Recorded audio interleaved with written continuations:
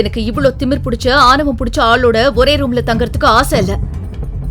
அப்புறம் நான் எந்த ரூம்ல தங்க போறேன்? இல்லனா எனக்கு ரூமே இல்லையா? அதற்கு பிறகு கார்த்திக் பிரக்யாவை ஒரு பெரிய பெட்ரூமிற்கு அழைத்துச் சென்றான். அது அழகாக அலங்கரிக்கப்பட்டிருந்தது. பிரக்யாவின் பொருட்கள் அனைத்தும் அதே அறையில் வைக்கப்பட்டிருந்தன. கார்த்திக் அங்கிருந்து சென்றான். பிரக்யா சோர்வாக இருந்தாள். அதனால் குளிக்க முடிவு செய்தாள். பிரக்யா டின்னர் சாப்பிட வந்தபோது சத்யன் கிட்டத்தட்ட சாப்பிட்டு முடித்திருந்தான். சற்று நேரத்திற்கு பிறகு அவன் டின்னர் டேபிளில் இருந்து எழுந்தான். அப்போது பிரக்யாவின் செல்போன் ஒலித்தது. ஹலோ, நாளைக்கு லஞ்ச் ஏன் செலவுல? என்ன ஸ்பெஷல்? ஐயோ, என் ஊர்ல இருந்த நிலம் வித்துருச்சு, நிறைய பணம் கிடைச்சது. நீ என் நல்ல ஃப்ரெண்ட்ல, அதான் உன் கூட லஞ்ச் சாப்பிடணும்னு தோணுச்சு. ஓகே, நான் வரேன். அப்புறம் விஜயையும் கூப்பிடு. நீ என்ன பைத்தியமா? நான் பைத்தியம் இல்ல, நீ தான் பைத்தியம்.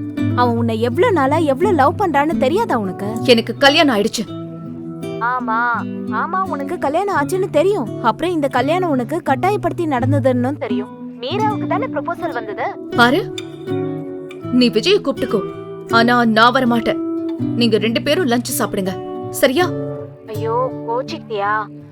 சரி, ஓகே. விஜய் வேணாம். முழு வீடியோவை பாக்கெட் FM தமிழ் யூடியூப் சேனலில் கண்டு மகிழுங்கள்.